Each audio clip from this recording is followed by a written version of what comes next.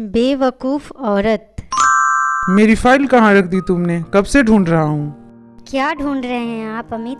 बेवकूफ़ औरत, कब से आवाज लगा रहा हूँ, अब आ रही हो। मेरी लाल वाली फाइल कहाँ रख दी तुमने? आपने मुझे कब दी फाइल? ये क्या हालत बना दी कमरे की आपने? मुझसे बहस मत करो। यदि फाइल नहीं मिली तो सारा सामान उठाकर बाहर फेंक दूंगा। 1 मिनट रुकिए, मैं अभी देखती हूँ। क्या ये है आपकी फाइल? गुस्से में रिधिमा के हाथ से फाइल छीन अमित ऑफिस चला गया। रिधिमा और अमित की शादी का अभी कुछ ही दिन हुआ था। हर तरह से संपन्न परिवार देखकर रिधिमा के पापा ने रिधिमा की शादी की थी। अपने माँ बाप का इकलौता बेटा था अमित। ससुर जी भी नौकरी से रिटायर हो चुके थे, किसी प्रकार की कमी नहीं थी। फिर भी रिधिमा हमेशा दुखी ही रहती थी। कारण था अमित का व्यवहार। जब मूड ठीक होता तो अमित अच्छे से पेश आता, अच्छे से बात करता। अगर कोई भी काम उसके मन मुताबिक नहीं होता तो उसका गुस्सा 7वें आसमान पर पहुंच जाता। सास ससुर कान में रुई डालकर बैठे रहते। मम्मी जी, ये अमित का व्यवहार कैसा है? आप अमित को कुछ समझाते क्यों नहीं? अरे मर्द जात तो ऐसे ही होते हैं, तुम उसको मौका ही क्यों देती हो कुछ बोलने की? कुछ दिन बाद। हेलो, कैसी हो रिधिमा? ठीक हूँ सोनी, तू बता, तू कैसी है? मैं भी ठीक हूँ, बस तुम्हारे शहर आ रही हूँ इसीलिए तुमको फ़ोन किया। तुम्हारे शहर में ऑफिस की एक ज़रूरी काम है, तो एक रात तुम्हारे घर में रुकूंगी। कल रात को मिलते हैं, बाय। अमित जी, मेरी फ्रेंड सोनी कल दिल्ली से आ रही है। कल रात को वो हम लोगों के साथ ही रुकेगी। अच्छा, तुम्हारी फ्रेंड सोनी आ रही है, ये तो अच्छी बात है। आने दो, तुम भी तैयारी कर लो। पहली बार आ रहा है तुम्हारे मैके से कोई। रिधिमा खुश हो गई और अपनी फ्रेंड की आने की इंतजार करने लगी। अगले दिन सीमा घर आई। हेलो आंटी जी, कैसे हैं आप? मैं ठीक हूँ। आपका तबीयत तो अच्छा है ना? चुलबुली सोनी के आने से घर में सभी खुश थे। रिधिमा भी बहुत खुश थी। रात में सभी खाना खाने बैठे।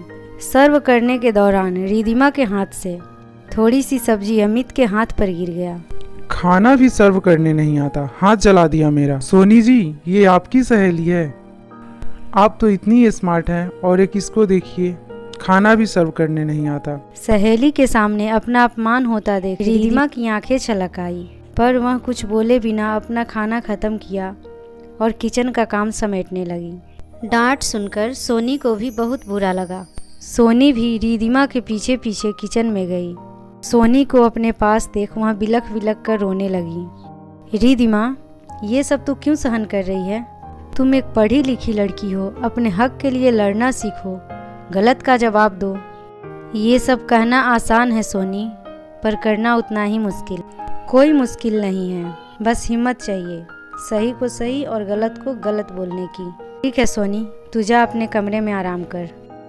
सुबह सोनी का ट्रेन था। नाश्ते के टेबल पे सब बैठे थे। अकेली रिधिमा सबके लिए आलू के पराठे बना रही थी। रिधिमा, थोड़ा तेजी से हाथ चला लो, 4 लोगों के लिए पराठे भी नहीं सेक सकती। कितनी कामचोर हो गई है, रसोई में जाके सो गई हो क्या? कभी तो फुर्ती दिखा दिया करो। तुम भूल तो नहीं गई, तुम्हारी सहेली को ट्रेन भी पकड़ना है। अपनी सहेली को यूं अपमानित होता देख सोनी की सहन शक्ति जवाब दे गई। ये किस तरह से बात कर रहे हैं आप लोग रिधिमा से? किस तरह के लोग हैं आप? और अमित जी, आपको इतनी भी समझ नहीं कि अपनी पत्नी से किस तरह से बात करते हैं? रिधिमा आपकी पत्नी है, कोई नौकरानी नहीं, और इस तरह से तो कोई नौकरानी से भी बात नहीं करता।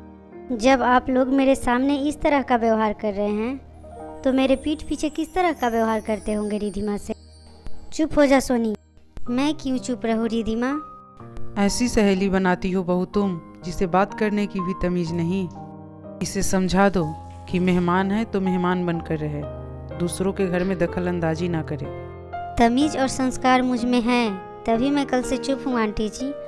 तमीज ही सिखाना है तो अपने बेटे को सिखाइए, जिसे इतनी भी समझ नहीं कि अपनी पत्नी से किस तरह से बात करते हैं। कान खोलकर सुन लीजिए आप लोग, रिधिमा आपकी पत्नी है, आपकी नौकरानी नहीं। रिधिमा को उसके हिस्से का मान सम्मान आपको देना ही होगा, वरना मैं एक समाज सेविका हूँ और घरेलू हिंसा से पीड़ित महिलाओं के लिए ही काम करती हूँ। आगे आप लोग खुद समझदार हैं कि मैं क्या कर सकती हूँ और क्या नहीं। और रिधिमा, पढ़ी लिखी आधुनिक लड़की हो, फिर भी ससुराल वालों की ताने दिन भर सुनती रहती हो। कब तक सहोगी ये सब? आधुनिक सिर्फ कपड़ों और रहन सहन से नहीं, बल्कि आधुनिक विचारों से भी होनी चाहिए। अमित जी, रिधिमा आपकी पत्नी कोई पंचिंग बैग नहीं जहां आप अपना गुस्सा और भड़ास निकालते हो।